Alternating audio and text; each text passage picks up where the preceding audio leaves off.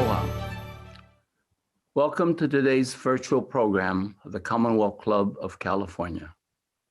I'm Dennis Wu, past chair of the Commonwealth Club's Board of Directors and your chair for tonight's special program with Erica Maritsuka, Deputy Assistant to President Biden and White House Senator Liaison for Asian Americans, Native American, Hawaiians, and Pacific Islander communities. This program is being held in partnership with SF Cause, which stands for San Francisco Community Alliance for Unity, Safety, and Education. I'm the chair for SF Cause. We wish to thank our 14 promotional partners for this program, which include Ding TV, Ascend, AAPI Silicon Valley, Asian American Parents Association, Bay Area Chinese Radio, Bay Area Youth, Civic Leadership Academy, HISTA, Impression Art Culture, India Currents, KTSF 26, Monty Jade West, National Asian American United, the Mentoring Club. We also want to remind you to please submit questions via the chat room next to your screen.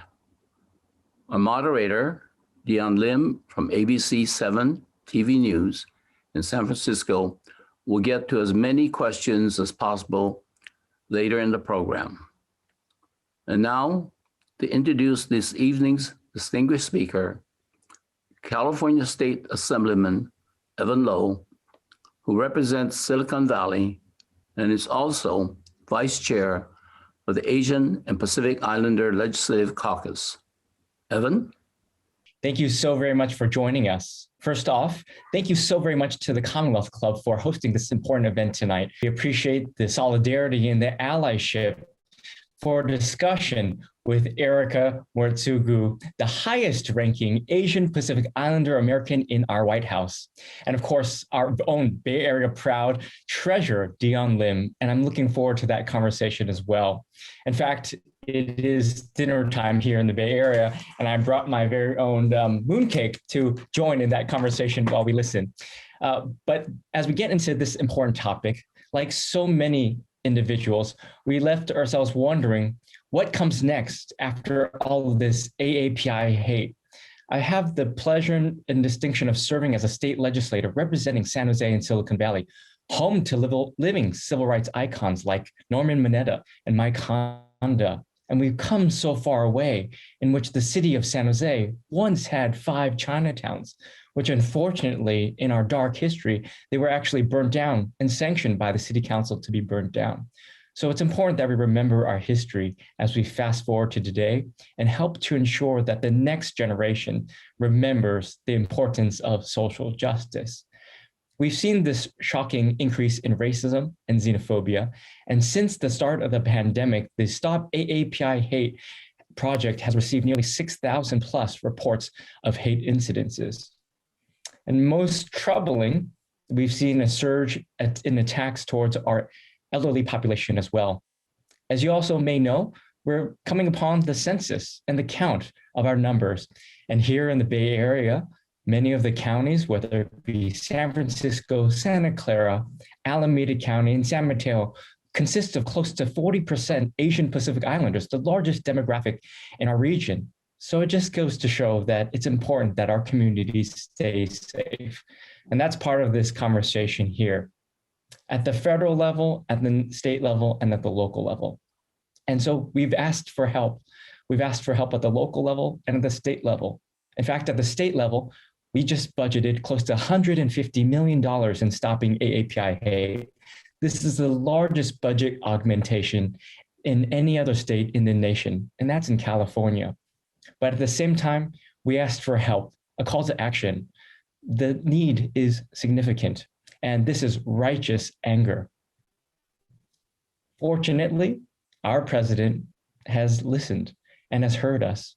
And on April 14th, 2001, Erica was appointed the Deputy Assistant to the President and the liaison to our AAPI community. If you'll allow me an opportunity then to read a bio, because this deserves some justice about the level of distinction of our strong AAPI public servants.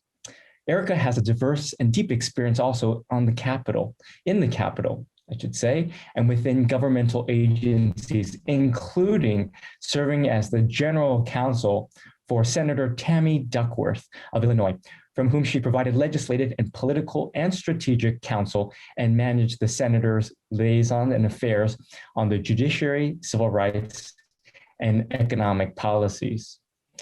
We want to all again thank Erica for joining us here today.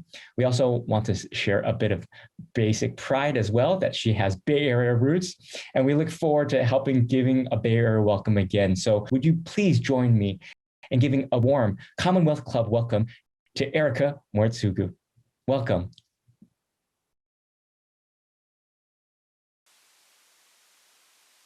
Aloha, y'all. Thank you, Assembly Member, Mr. Chair, for that generous introduction.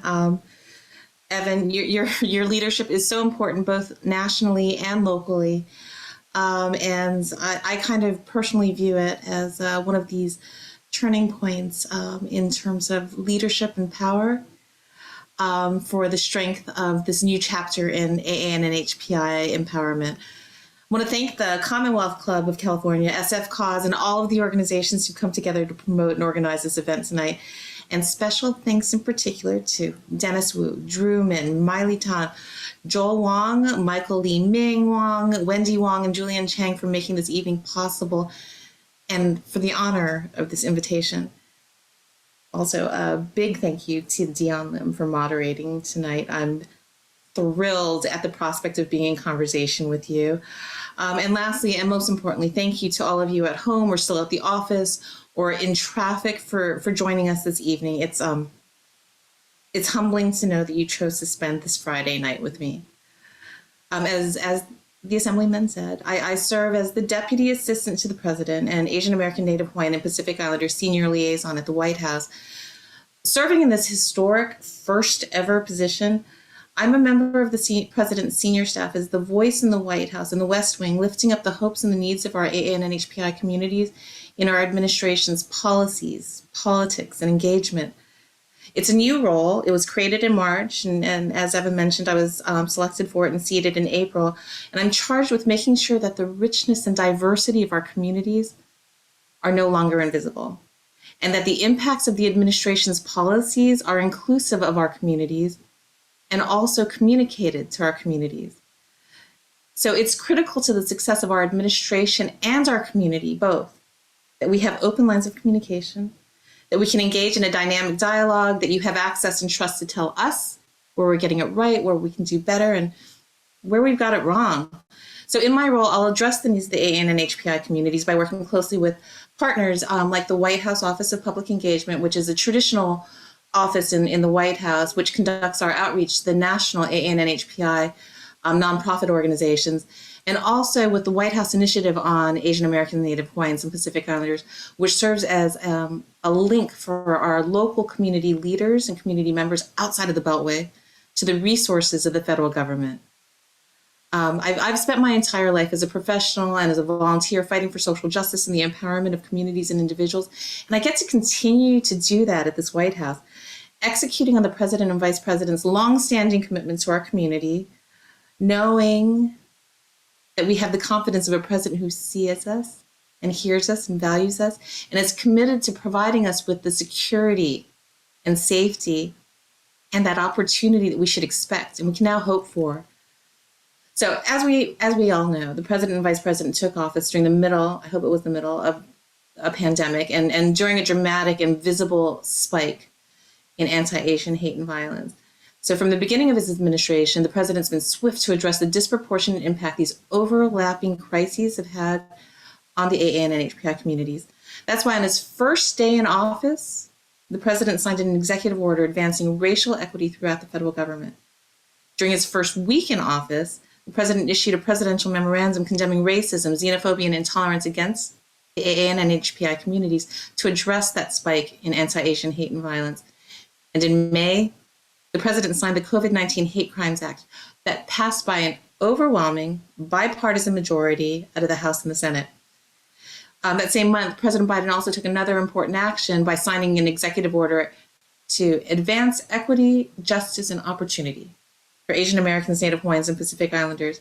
And that executive order reestablishes the White House initiative, reestablishes and expands the White House initiative on AAN and HPIs, and a renewed advisory commission that'll provide recommendations to the president on AAN and HPI policies and priorities.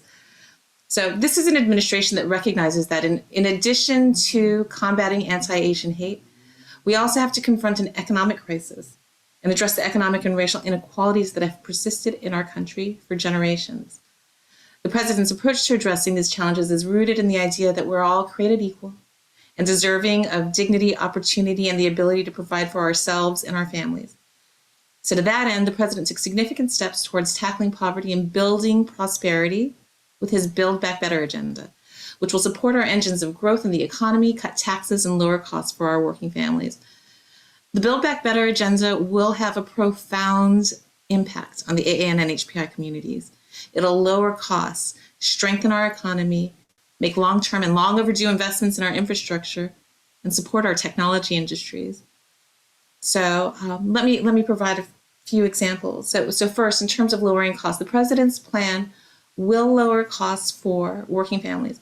Just to call out a few of the provisions that I think that this diverse group care about, no matter where you live, how you work, where you work, and where and how you provide care and support for your loved ones. It lowers child's care and family care costs, lowers health care costs, and cuts taxes.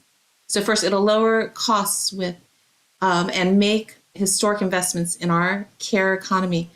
Only 57.9% of all 3- and 4-year-old Asian American children are enrolled in preschool or kindergarten programs. And half of Asian American women live where there are either no child care providers or so few options that there are more than 3 times as many children as licensed child care slots. That's a child care desert. This lack of affordable child care contributes to the fact that Asian American women have seen a 2.9 percentage point drop in labor force participation. And that's why President Biden's plan lowers child care costs and makes universal preschool a reality. It also institutes 12 weeks of comprehensive paid family and medical leave. It's something that you all have pioneered in California, so you're familiar with it, but we get to share the wealth now based on your good example so that our community members don't have to make the impossible choice between caring for themselves or a loved one on the one hand or a paycheck on the other. This is particularly important for many of us in the Asian American community, in the sandwich generation, or who live in multi-generational households like I was raised. Another example, it will lower healthcare costs. More than 1.5 million Asian American, Native Hawaiians, and Pacific Islanders were uninsured in 2019 before President Biden took office. Coverage under the Affordable Care Act was too expensive for many families, and almost 1.3 million people of color were locked out of coverage because their state refused to expand Medicaid. President Biden's plan lowers healthcare costs for those buying coverage through the ACA by extending the American Rescue Plan's cost savings, which helps 197,000 uninsured Asian American, Native Hawaiian, and Pacific Islander people save an average of $50 per person per month, and allowing more than 150,000 uninsured Asian American, Native Hawaiians, and Pacific Islanders to gain coverage. The plan also adds dental, vision, and hearing coverage for the more than 2.3 million AAN and HPIs on Medicare, and closes the Medicaid gap for low-income Americans. Did I mention that it's going to cut taxes? 9% of Asian American families and 16% of Native Hawaiian and other Pacific Islander families fall below the poverty line. They struggle to pay for expenses like food, rent, healthcare, and transportation.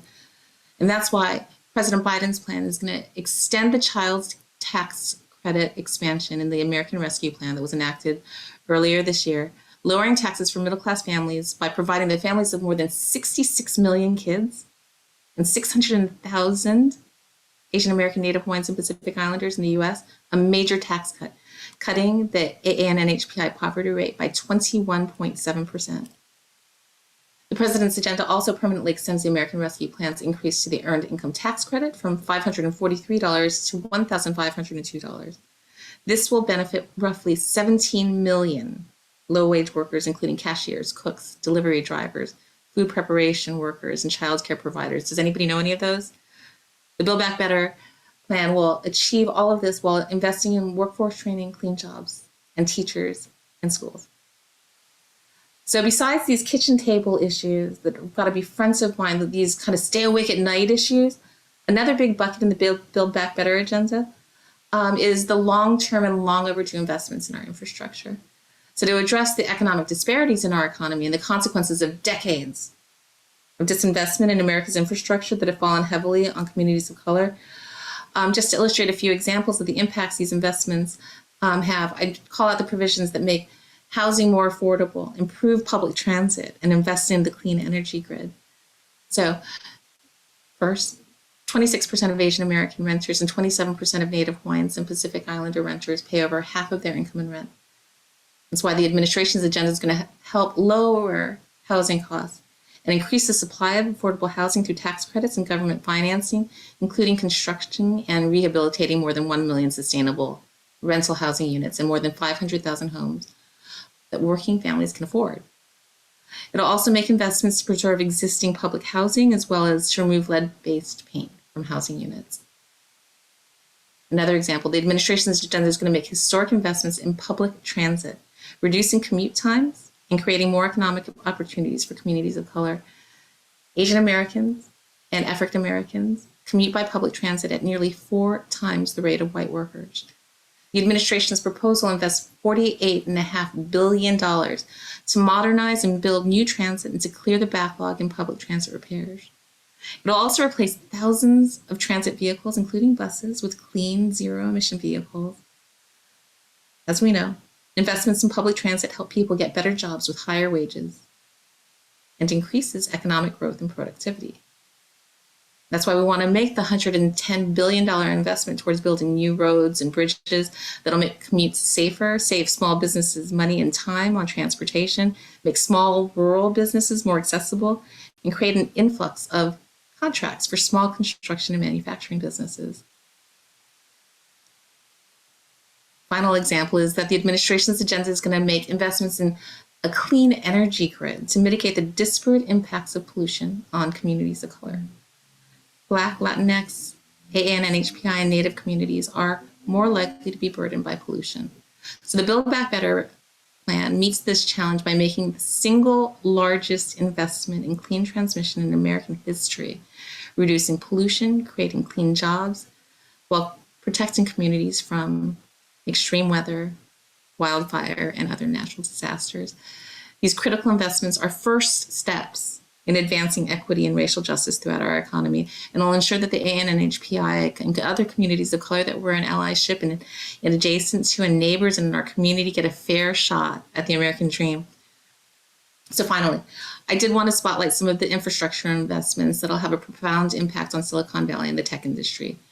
In addition to the $100 billion allocated for greater broadband access, $50 billion is committed to addressing domestic semiconductor shortages, shoring up American supply chain of chip manufacturing, improving biotechnology and advanced battery technologies, and bringing more R&D opportunities to the U.S. So look, President Biden promised to build back, not to the way things were, but to build back better, to build a fair economy that deals everybody in. And the Build Back Better agenda does just that. And as you can see from this bare summary, even though it sounded like a long list, because it is, but there's a longer list of highlights that I've described from the national agenda, there are few, if any, priorities of the administration that are number one, deeply impactful to the AN and HPI community, and number two, couldn't be better informed without the input and perspective of the AN and HPI community. And that's why it's such an honor to be here with you today, why this dialogue and access, not just your access to me, but your generosity and sharing back your perspectives are so critical. It's one of the many reasons that I'm so grateful to the organizers of this event, who've made sure that we make space for audience questions, and also to set up a special event tomorrow, the Anti-Asian Hate and Economic Issues Facing Our Chinatowns. It's at 3:00. Dennis, do you see what I did there? We can drop the link in. I can't do the chat, but somebody else can. And it's featuring local electeds and community leaders and community members, so that I actually have the opportunity to listen to what's happening on the ground and to learn from you. Look, we're about 8 months into the administration, and the White House is committed to working with all segments of the AN and HPI communities in all geographies and all walks of life. We're going to continue to work hand in hand with all y'all to find solutions to the problems and challenges that are facing us today. And maybe we'll find some opportunities to come together to celebrate too. So again, just mahalo for the opportunity to share this space with you, to show off about my pride in this administration and its vision for our communities and for our nation. And I get to pause now and turn it over to my new dear friend, Yan Lim, so that we can share some space and dialogue here too. Oh my goodness, Erica, first off, my mind is blown by all of the stats, all of the facts. Many of them I did not know, and I know many Asian Americans and people who are watching this tonight have no idea about. So thank you for that. I may have to ask you for some cliff notes a little bit later so I can keep those stats on hand next time I do my reporting. And then also, I wish everyone who's watching could feel my heart right now, because it is bursting through my chest, because for the first time we have someone like you in a position you are in, and we are going to talk about that in our discussion. So yeah, a virtual round of applause, please, for Erica. This is such a monumental appointment. Before we start our conversation, if it's okay, I'd like to take a few moments to share why being here is so important to me, because for all of you who don't know, maybe you're not familiar with my work, my name is Dion Lim. I'm a news anchor, I'm a reporter, I'm an author, shameless plug behind me, that direction.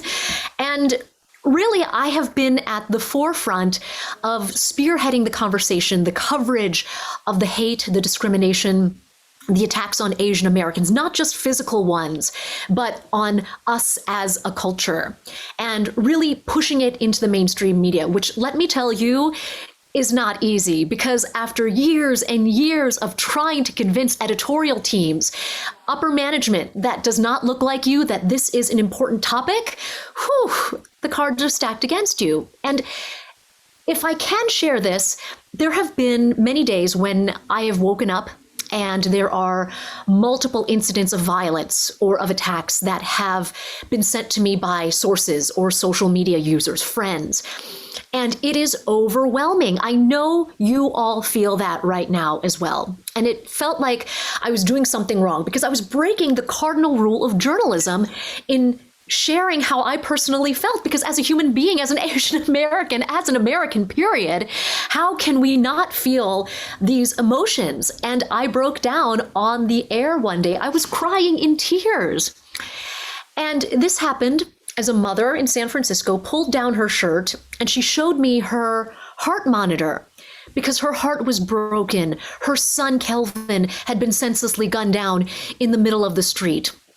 And that was just one of so many stories that propelled me to continue to do what I do with the support of everyone who is here. Because during this time, I have learned, and there are days when it feels like for each story, it's like 2 steps forward, but then the stories keep coming in and then it feels like we're going backwards.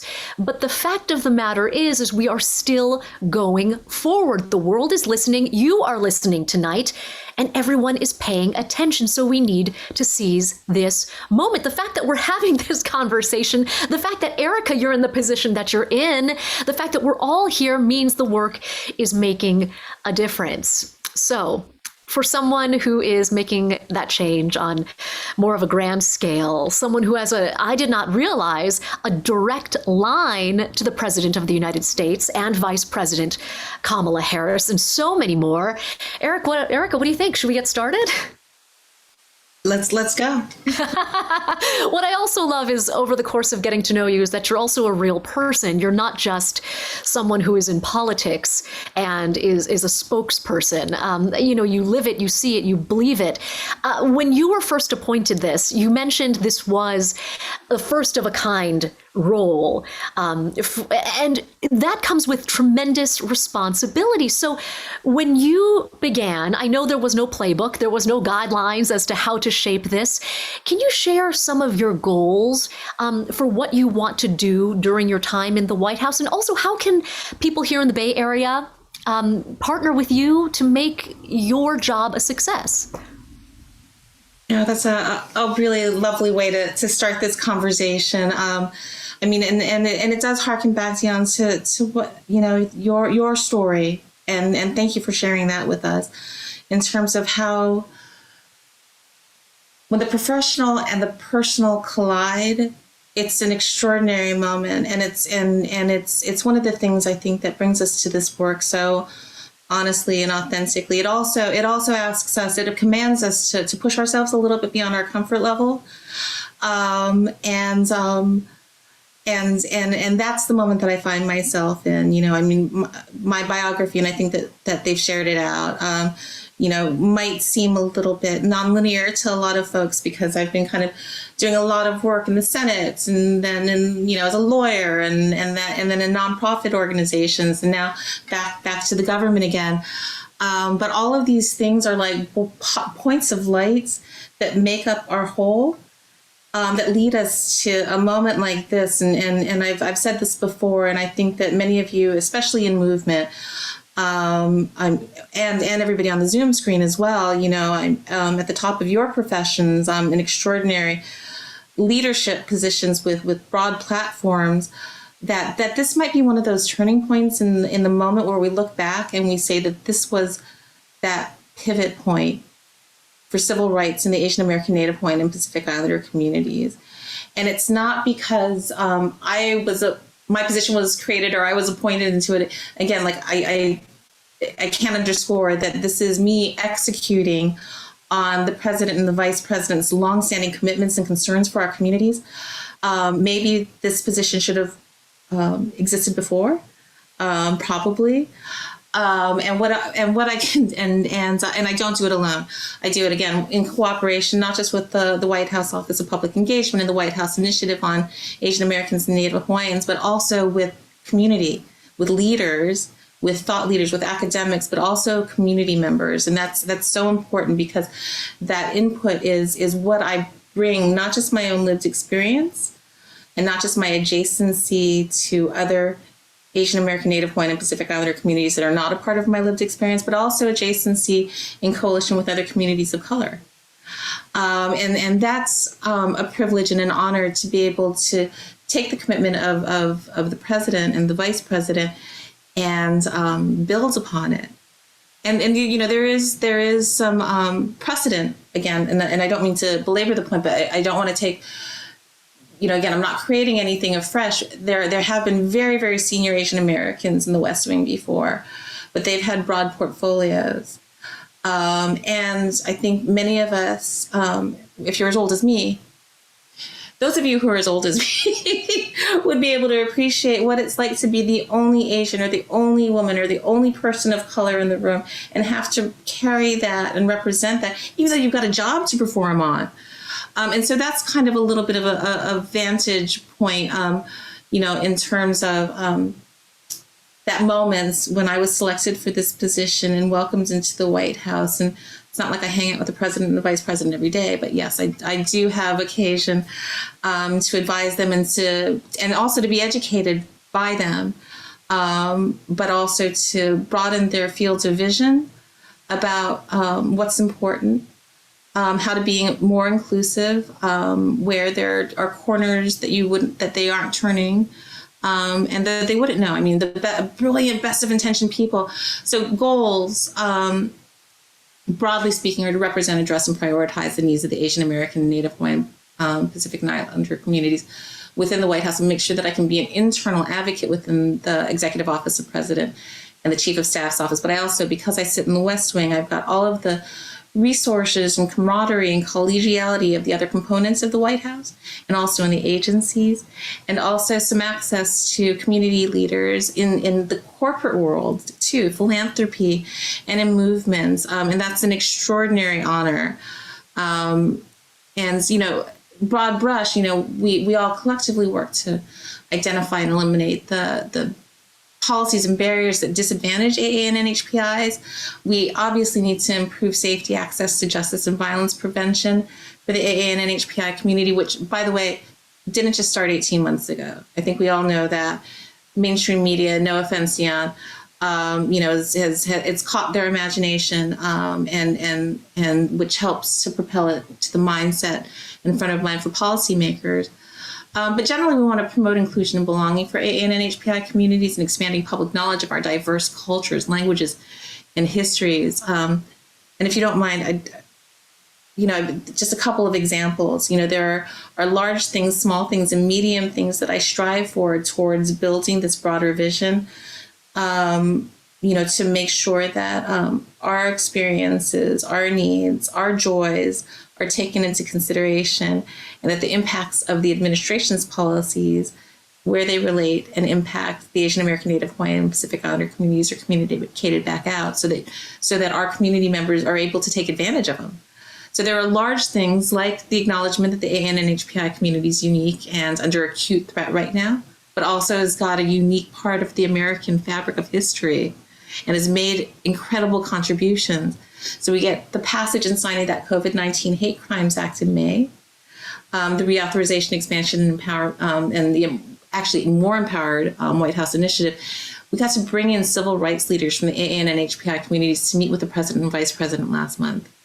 And we're also continuing that concerted effort to tackle those intractable issues of health disparities, data disaggregation, and language access that I've spent the entirety of my professional life talking about.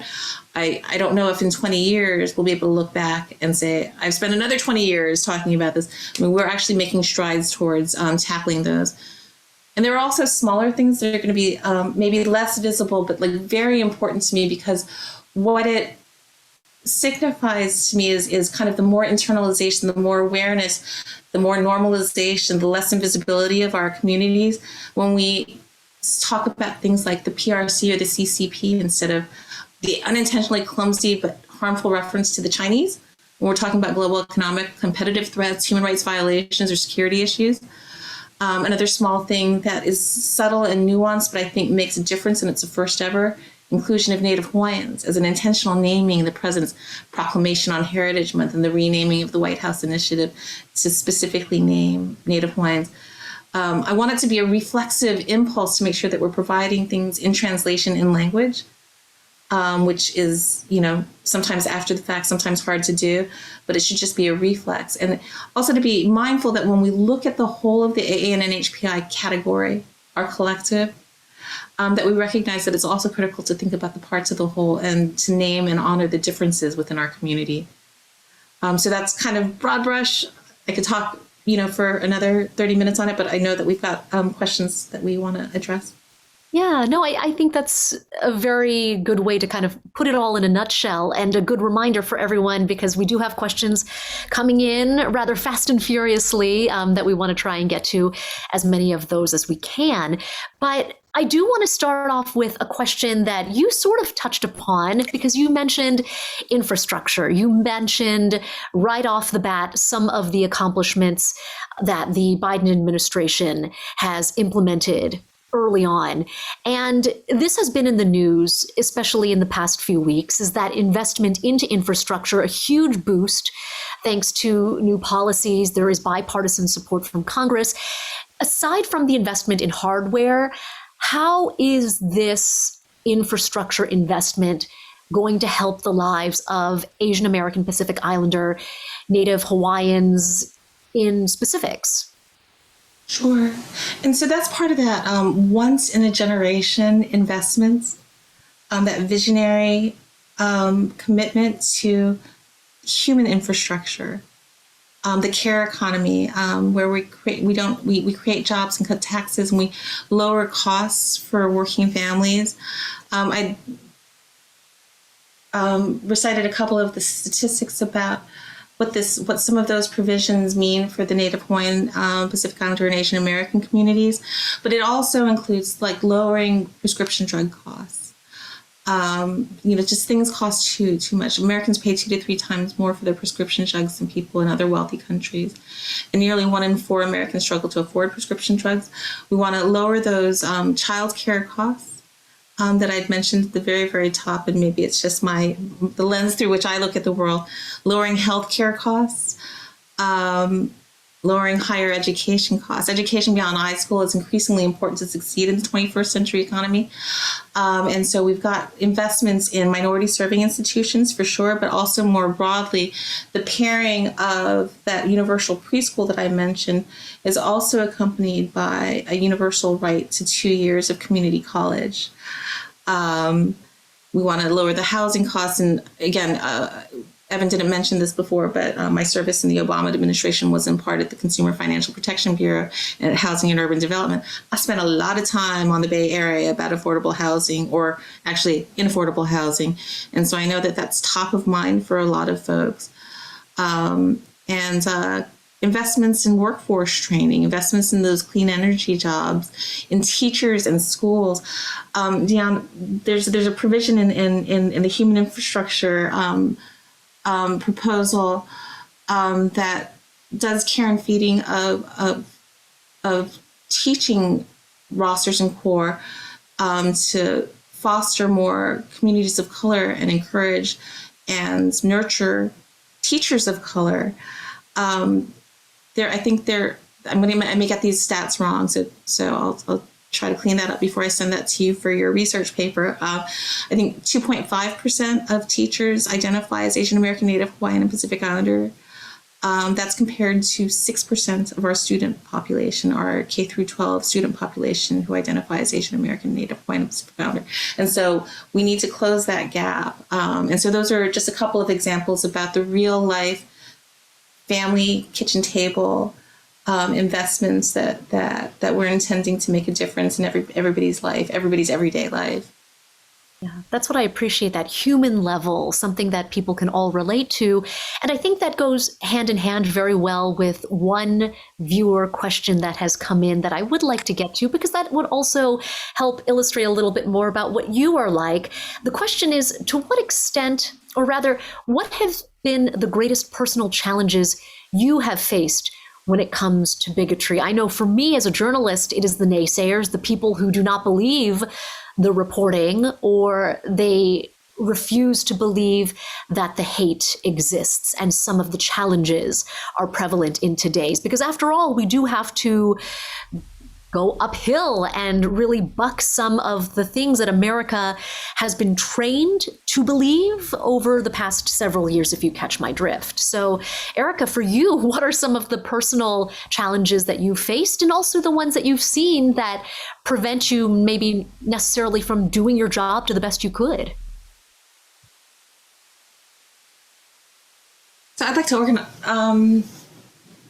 I know there's a lot to that question, isn't there? I know.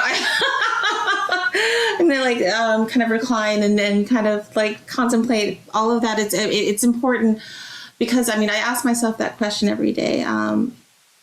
Partially because it's important to stay resilient in my professional persona, but also because I'm a mom and I don't want my kids to grow up the way that many people are growing up today, or even the way I grew up. And there's also, again, that what I started with, Jan, in terms of our shared experience about the personal and the professional, like colliding a bit,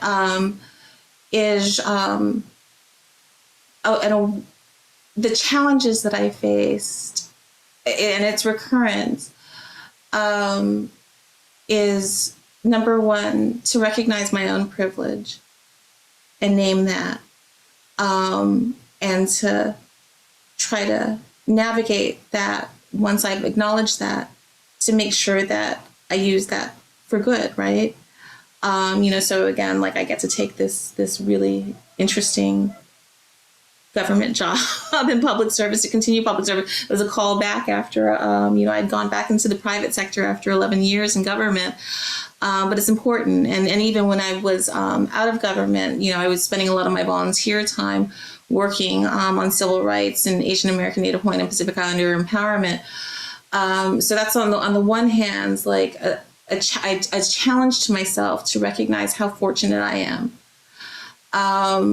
But at the same time, not always having the platform to do everything that I want to get done, because I may be welcomed into Black spaces and welcomed into white spaces, which is an honor, but I'm still a guest. And so throughout my career, and I hope I'm older than I look, but it's been a long career.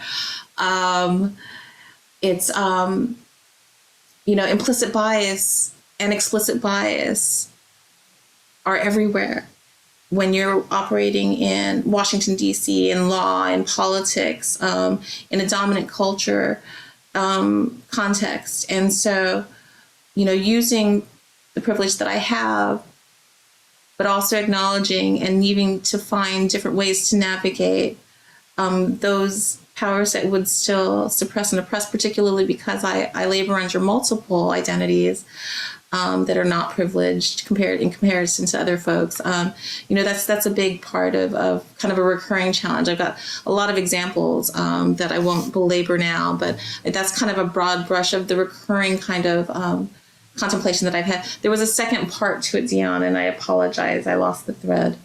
That's all right. I always feel like people can only understand one question at a time, but then you get onto a roll. So we actually have a lot more. So perhaps this is a good segue to the second part. I wouldn't mind answering the second part. I'm losing my voice for a second. So Here, let me scroll through some of them. Let's see. Some of the greatest personal challenges you faced when it comes to bigotry, because that personal, I think, connection is so important, because you describe yourself, I had read an article, as a fourth generation I think it was fourth generation Chinese, fifth generation Japanese. It's the inverse, yeah. Oh, it's the opposite way. Mm-hmm. But, did that play a role in maybe the way that you've dealt with some of the bigotry? I'm sure you have, because people maybe make misconceptions that you are one thing when you are actually something more all-encompassing. No, for sure. And one of the things that informs that, my family's been in this country for, as much as 150 years. And there's some teeny tiny blood droplets that are like older than that. But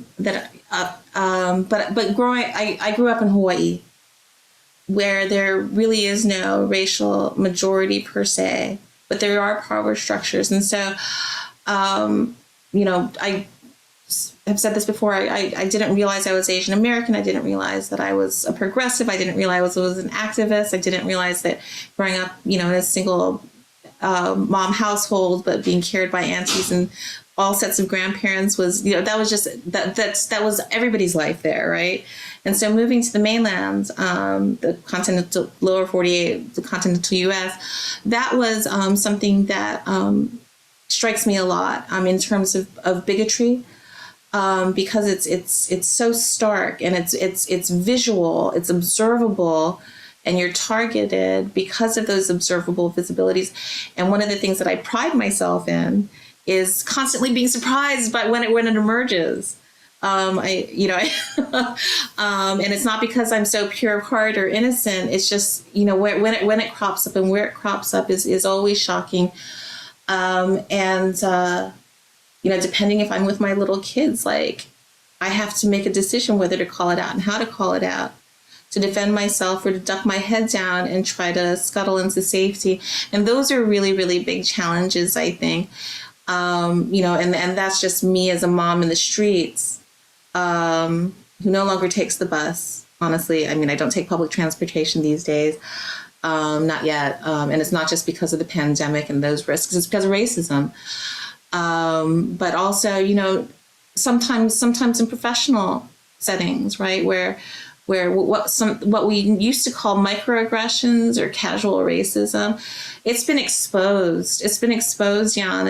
We can't call it that anymore because it's been it's been under that thin veneer of hate and disrespect, and being the perpetual foreigner and being the easy target that's led to this kind of escalation where there's been a permission structure, and we can name what it was, but a permissiveness, an instigation of actual targeting where it's erupting into the public spaces in physical and violent and existential ways. for so long it has been festering under the surface. And you hit the nail on the head, because this is not a new phenomenon. I learned that over the course of reporting, where people would say over and over again, this is decades old, and it dates back to the time of the railroads, the Exclusion Act. This is deeply rooted in American history. So I'm really glad you touched upon that point. Something else that I would like to bring up, because I am very cognizant of time, is this goes hand in hand with something one of our viewers has asked, the achievements of Asian Americans. And Asian Americans, we know, have played such a broad role in tech companies. I bring that up because we are in the Bay Area, Silicon Valley. You know, we're talking about Jerry Yang founding Yahoo, Eric Yuan founding Zoom, the platform we're using right now, back in 2011. But we see time and time again the downplay of the leading role these Asians are playing because of that discrimination, because of that implicit bias, because of that anti-Asian sentiment. Whether it's to the surface in an overt way or not, it is still happening. And that goes along with what one of our viewers wants to know. What current achievements of Asian Americans are least known, least appreciated? So I know that's another twofold question, but I think they go hand in hand, don't they? Yeah, they absolutely do. And it's not just the invisibilization or the perpetual. One of the things that's been like remarkable to me is how we can be so invisible and yet so scapegoated. Like it's all it's the flip side of the same coin. And these two like oppositional truths actually coexist with each other, which is just like, I didn't know that could happen, but here we are. So, I mean, in terms of like the extraordinary contributions that folks like Mr. Yang has brought and built, and people that we don't even see, not because just because of their roles in building and innovating and fueling our economy and building our communities, not just for the Asian American, Native Hawaiian, and Pacific Islander community, but for the broad community and for the broad national economy and our global competitiveness. It's extraordinary. And I know that we're talking about Silicon Valley specifically, but I mean, it also goes for celebrity, movie stars, artists, storytellers, and politicians. And what we've seen, I hope, is a pushback on that, and you know, an intentionality in trying to build the table bigger and build that bench stronger, so that we're not invisible, so that more people have adjacent experiences and awareness of what our experiences and what our contributions are. I hope that it invites more aggressive curiosity and inquisitiveness about our history, because it's actually quite extraordinary. And again, to be inclusive and but also name and honor our differences. The Asian American community is not a monolith, nor is the Native Hawaiian Pacific Islander community a monolith. And the contributions that our communities have made, whether we've been here for 180 years or for 5 years, are extraordinary. And I think that it's part of that socialization, is part of that grit that we have as a community, as a collective community, especially when we're powerful as a collective, that'll help to abate that. And just another tiny plug there. This is why representation matters, right? Because the more successes that we see, the more grit that we see out of those successful folks, and to see them use their platforms more broadly and to bring other folks with them to mentor and to build that backbench. I think that that's the pathway. I mean, in the meantime, we do suffer trauma. And it is this moment where we decide whether to turn inwards and be a little bit tribal and hurt, or whether we can burst out. And that's one of the reasons why I know that he had to leave. But, you know, leadership like Assemblyman Lowe is so important, because like that's this turning point that I see in terms of movement and power building for us. I've always known that the Asian American, Native Hawaiian, and Pacific Islander community was powerful, but now the rest of the world gets to know about it too, if they give themselves the chance, that benefit.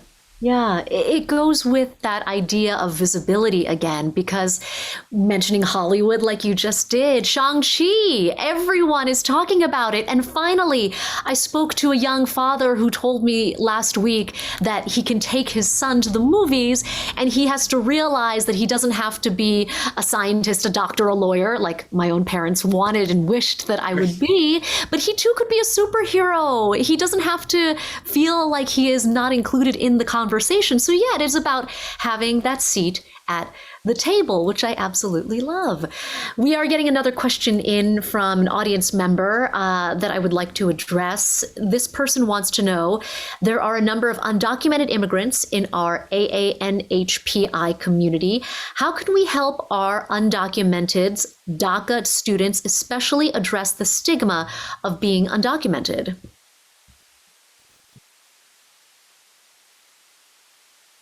So I think it's community building like this, where that's critical. I mean, I guess I should start by saying, you know, let's change those policies, and so it's not an exhortation for anybody to lobby, because I can't do that. But like, you know, I mean, raising these stories, there are legal solutions that don't yet exist that could. And I think that's really important. I think that the storytelling and the power of collective advocacy on behalf of folks, you know, who isn't, you know, I mean, these aren't your stories. These are people that you know and care about and that nobody else knows about, because many of them have gone underground and they are so valuable. I mean, the DACA students that I've met are just extraordinary, both in terms of, again, their grit and their fortitude and their brilliance, but the contributions that they're making.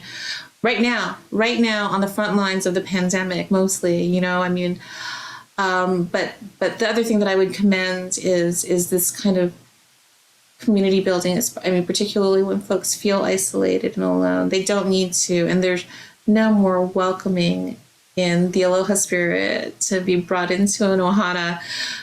Just to borrow some of Dennis and my, like, you know, old lingo from Hawaii. You know, to help to shore up the strength and courage that's needed in these moments, particularly while other folks need to take up the mantle and give them voice, not because they don't have power of their own, but because, you know, it is they're suffering trauma right now and fear and uncertainty. So I really appreciate that question. It's something that you know, we talk about. I was going to say every day, but sometimes multiple times a day. Wow. That's why I wanted to bring it up, because I think you even spoke of it briefly, telling these stories and to storytellers. And this actually plays into a question that also just came in, is how does your position interact with the media? And if so, what would you like the media to report that they may be missing? Whew, I can attest, we are missing a lot. It's just an unfortunate byproduct of the media landscape that we're in. So if you had a wish list, what would you like to see more of? And what needs to be represented more besides these DACA stories or stories in regards to young people like that? Sure. I mean, and that does tie back a little bit to, you know, our earlier discussion about representation, because it's sometimes when you invisibilize yourself, and you know, I mean, that was part of my upbringing, right? Is to not be, and for the Japanese Americans out there, you'll understand, not be the nail that sticks up, because those are the ones that get the hammer. And for those who were raised by, you know, grandparents like I was, you know, post-World War II, I mean, that was a necessity for survival, is to integrate and to try to slink away. But now that time is not now. And it's actually something that I struggle with to break free of. So I'll take your advice, Dion, about how to do this better too. But surfacing these stories that have been underground gives people the awareness that they may not have been touched by before. And as these stories grow, community also grows, because they find each other, right? These storytellers find each other, and you see these threads that are pretty fascinating and breathtaking to see the linkages of disparate people who have been, like, maybe geographically isolated. And so it's those stories that I think are really important for mainstream media to be much more curious about. I understand the prerogative of your newsrooms to be able to chase the story of the day and the thing that's hot. But just because it's not covered in the press doesn't mean that the problem's gone away. And here I'll go back to, you know, the spike in anti-Asian violence and hate. we're not seeing it on mainstream media anymore. It's not the story of the day, but that doesn't mean that the problem's gone away. It also means that the work hasn't stopped. And both of those things, I think, are worthy of continuing to track. Both because, Dion, I think you just reported on some more attacks, right? And I spend, 8 of my 16-hour work days, on hate. Even if it doesn't surface yet to the reportable kind of level. Yeah, and even just recently, I think it was after AAPI Heritage Month, which is every year in May, there was a meeting where a number of my own team, and I'm not saying this as a knock to anyone, it's just because people don't know what it's like because they've never been in this space like I've been.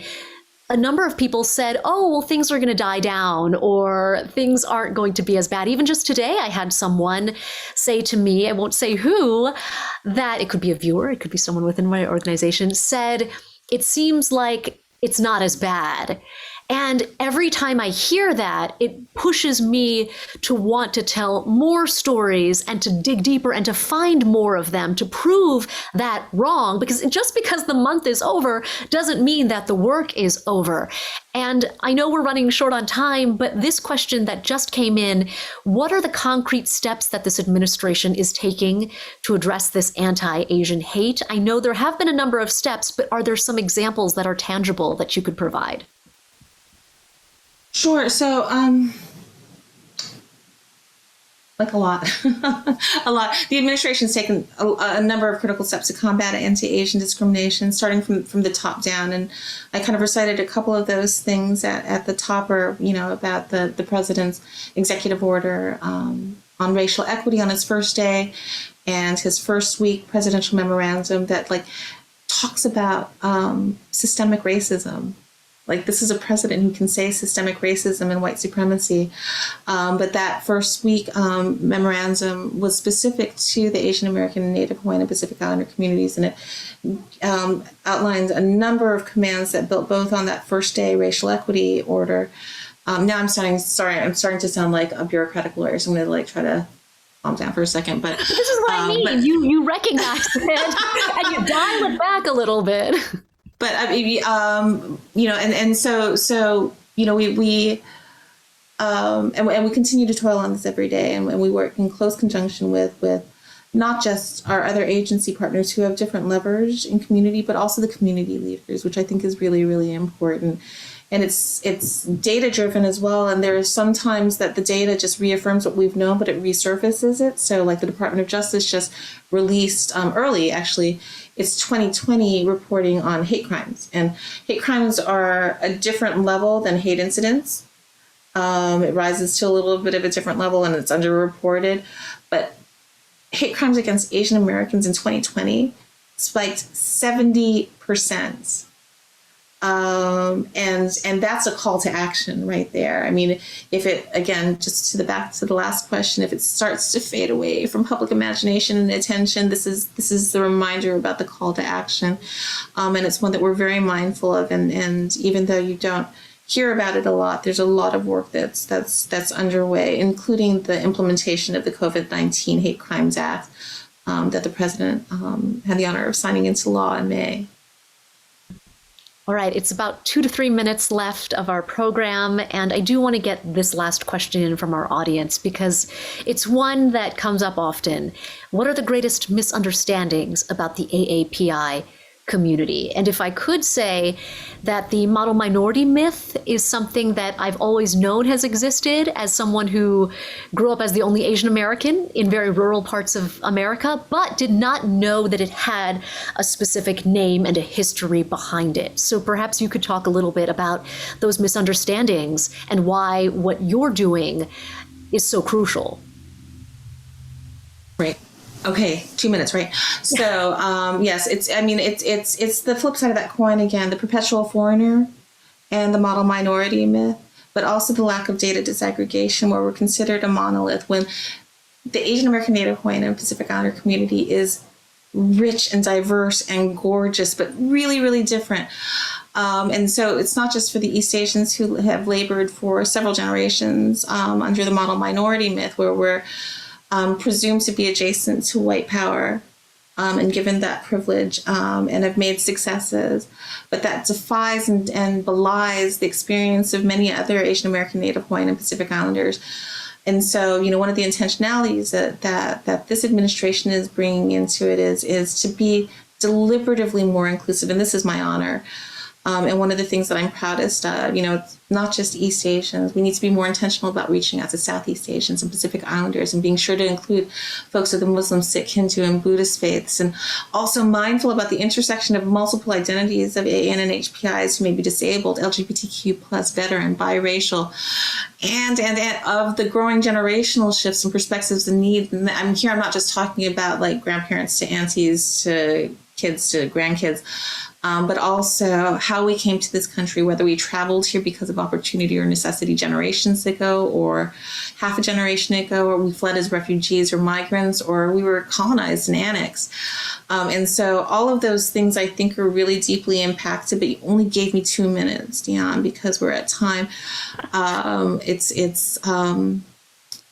There's a lot of misunderstandings about us. And I think that, giving forum through your platform, through the Commonwealth Club's platform, I'll do my part. I know that everybody who's spent Friday evening with us cares about it at least enough to have this in the background while they're, in drive time or whatever.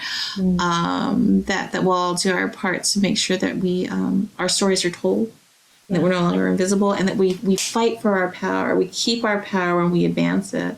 Yeah, I hope everyone takes those last words and keeps them close to the heart, because during those times when we wonder what's happening and what's next, it's always a very good reminder. Oh boy, I can't believe we're already out of time. I feel like we could go a whole other hour. We've just scratched the surface of the prepared questions and the questions that are coming in from our audience. So to you, Erica, my deepest thanks, to the Commonwealth Club, of course, and to none other than Mr. Dennis Wu, who was so instrumental in making this happen. Dennis, I think it's time we turn it over to you. Thank you, Dion, and mahalo, Erica. I also want to thank again our promotional partners, Ding TV, Ascend, AAPI Silicon Valley, Asian American Parents Association, Bay Area Chinese Radio, Bay Area Youth, Civic Leadership Academy, HISTA, Impression Art Culture, Indian Currents, KTST 26, Mountie Jade West, National Asian American United, the Mentoring Club.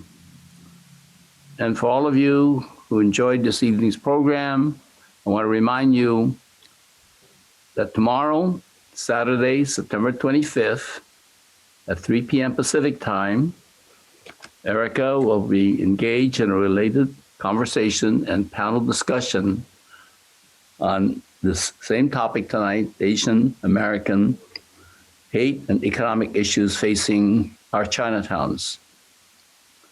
Joining us will be a group of distinguished Bay Area Chinatown leaders, community leaders, and they include Carl Chan, the chairman of the Oakland Chinatown Chamber of Commerce, and as many of you know, a crime victim himself this past April. George Chen, the founder of SF Live, China Live, I'm sorry. Cynthia Kao, who is the co-founder of Stop AAPI Hate. As many of you know, they came out with a study recently that since March of 2020 through June of the end of this year, this past June, we had over 9,000 Asian hate attacks. And there'll be more discussion about that. Annie Chung, President and CEO of Self Help for the Elderly. Lily May, the mayor of Fremont. Nancy Tung, who's San Francisco activist and herself a prosecutor.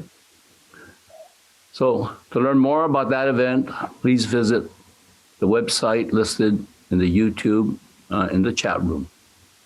Many thanks again to all of you for joining us tonight, and we look forward to your joining us tomorrow and in a lot of other future Commonwealth Club programs. Thank you. Good night and mahalo.